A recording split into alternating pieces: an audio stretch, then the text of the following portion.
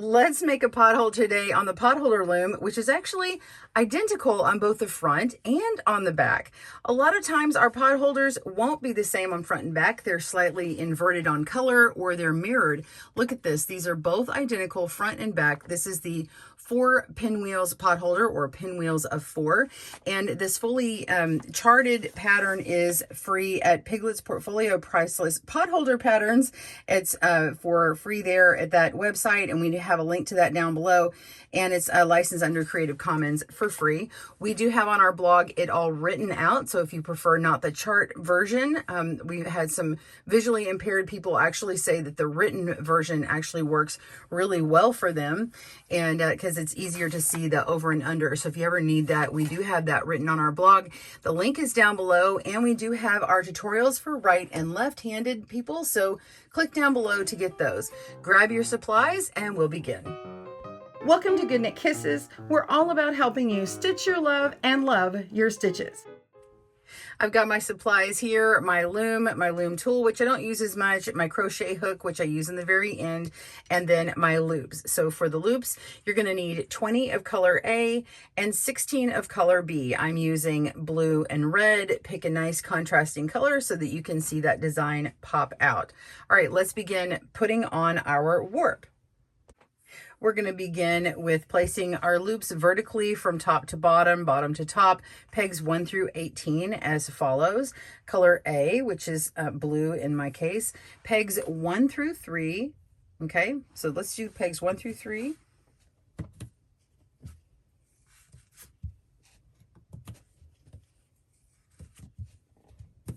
Okay, and then we have pegs 8 through 11. So let's see, we've got 4, 5, 6, 7, 8.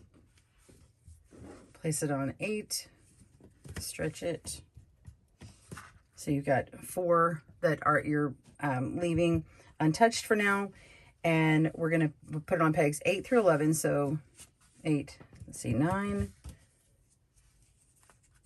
10, and 11. And then 16 through 18, which are the last 3 pegs.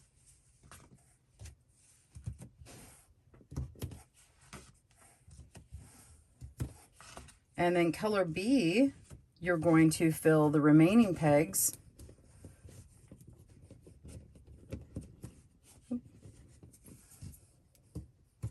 Here we go. And we're going to put those on 4 through 7.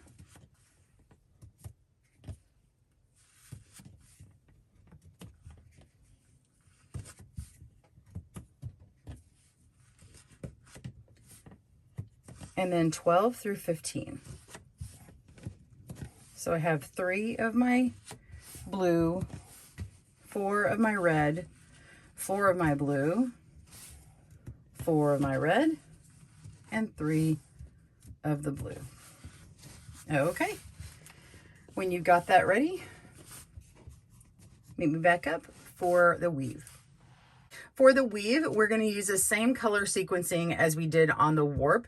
I've got these set aside in some groups. You'll see it here in a second. So I've got 3 in the A that we're going to start with in here in a moment. And then I've got the next 4 in B. And then we have another grouping of B. It's 4 because you can see the 2 groups. And then in the blues here, I've got 4 ready for the blue. So we're going to do 4 red, 4 blue, and then we're going to do 4 red again, and then finish off in 3 blue. So I have them in groups just to kind of remember for myself. Okay. All right. You're going to begin with A. We're going to weave under 1, over 1, and repeat to the end of the row. Pretty simple. Let's do that now. Again, pause your video if you need. You're going to place that and go under, over, all the way across. Make sure you're picking up both strands or both sides of that loop.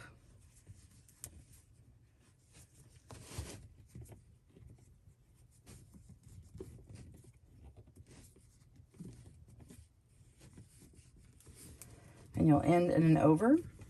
Push that up all the way. Working with A again for row 2. We're going to do the opposite. We're going to go over, under. So over, under.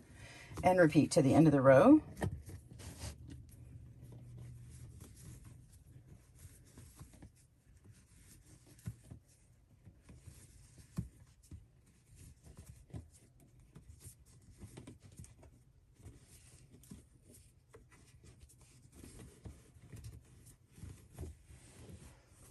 Okay, now on row 3, we're going to change it up a little bit. We're going to start with under 1, and then we have a repeat, and we're going to go over 2, under 2, so over 2, under 2, 4 times. So over 2, under 2, over 2, under 2. That's the second time, and the third time, and the fourth time, and the last one we're going over 1. Oops. There we go. Make sure and push that up. All right, we're going to grab our next 4, which are contrast or color B. And this is row 4. We're going to go over 1 and place that. Okay. And we're going to go under 2, over 2. Under 2, over 2. And we're going to do that 4 times. Under, over a second time, under, over a third, under, over a fourth, and then we have 1. We're going to go under at the very end. Okay. Then row 5 with B, we're going to start our repeat, and we're going to go under 1, over 1, repeat to the end of the row. So under 1, over 1, and repeat that.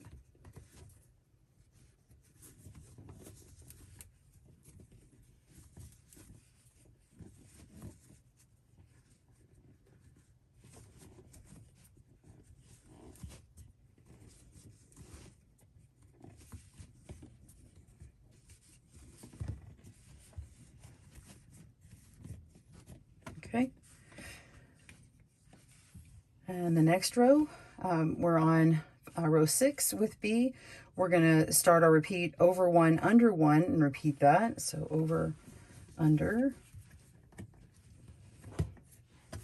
repeat, making sure, yeah, I went on top of that one. There we go.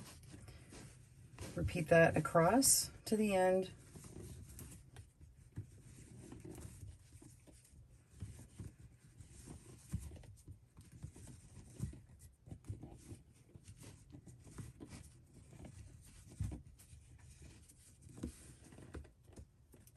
Okay,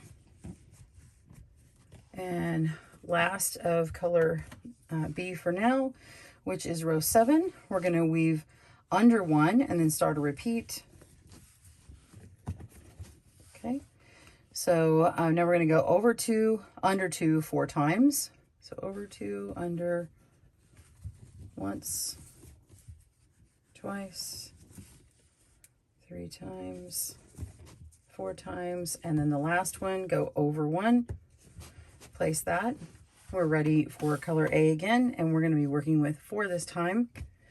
This is row 8, and we're going to weave over 1, and then do our repeat. So let's see, make sure I've got it on the right one here. Okay, and we're going to go under 2, over 2, 4 times. Under 2, over 2, once and twice, 3 times, and 4 times, and then under 1 at the end. There we go. Keep pushing up. Okay.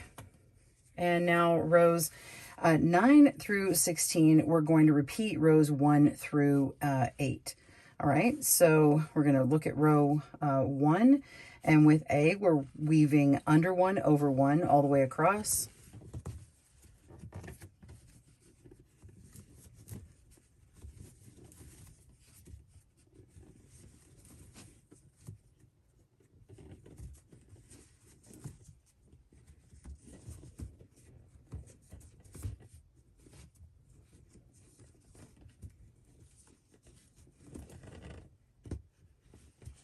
Okay.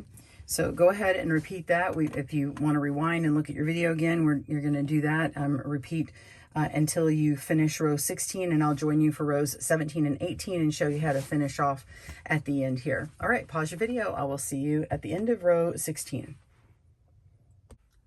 Well, we finished our row 16, ready to finish off our pinwheels. They're a little elongated now, and then it'll draw in once we get this bound off.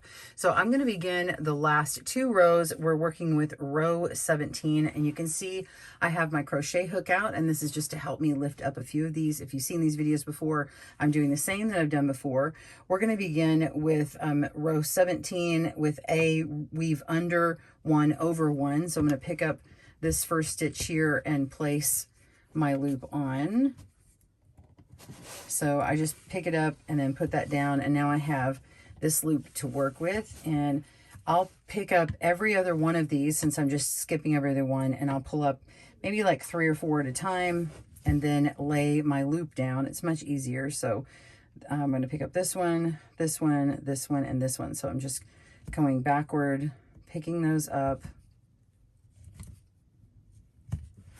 and then I lay my loop all the way across onto the loop it's going to end on, and then place these back down, and then I will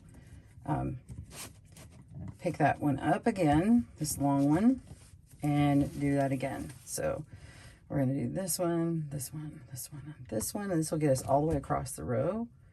So every other one. This is so much faster to me.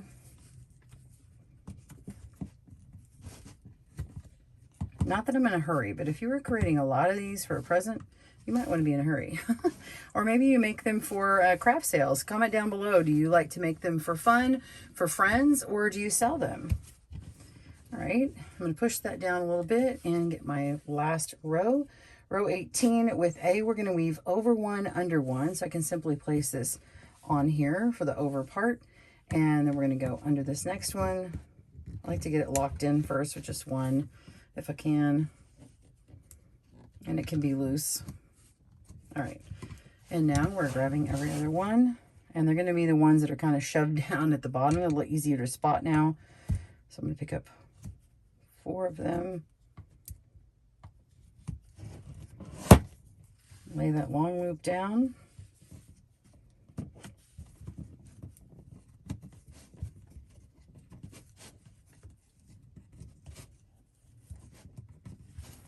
pick that back up and finish your row.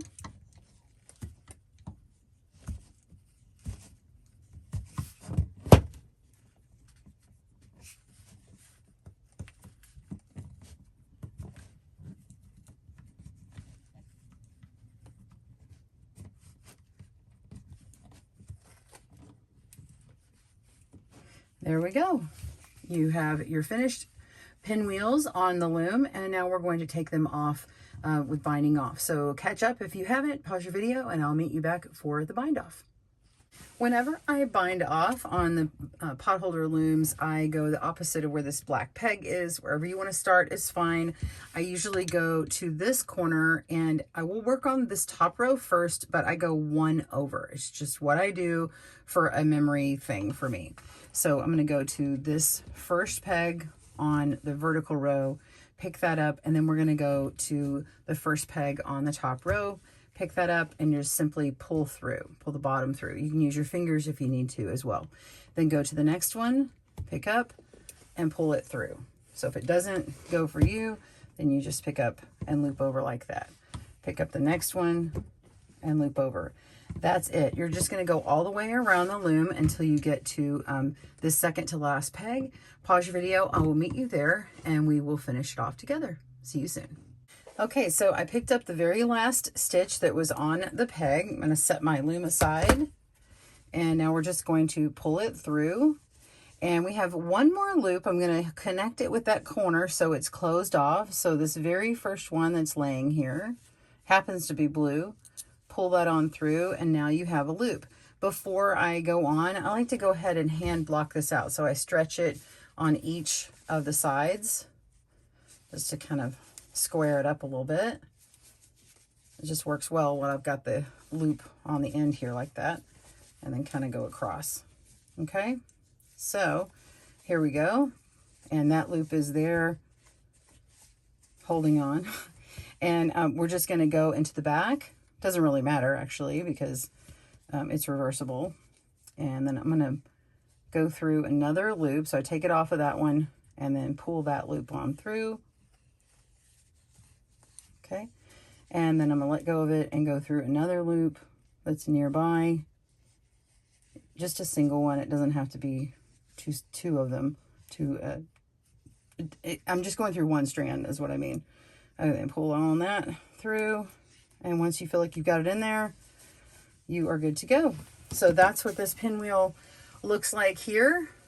Look at that. Check that out. So it's tidied up on the edges here. Looks very nice. And when we reverse it over, so study it for a second, I'm going to flip it over. It looks exactly the same. Isn't that great? I love it. So you can make this on a truly reversible blanket, trivet, purse, whatever you want to do with it. Not that you'd want a reversible in a purse, but you can feel like the inside of your purse looks the same, or bag looks the same inside as it does outside. I hope you enjoyed this tutorial today for our 4 pinwheels here on Good Knit Kisses. Be sure and check out all the other potholder patterns down below. The links for all of them are down there. We'll see you soon. Bye, everyone.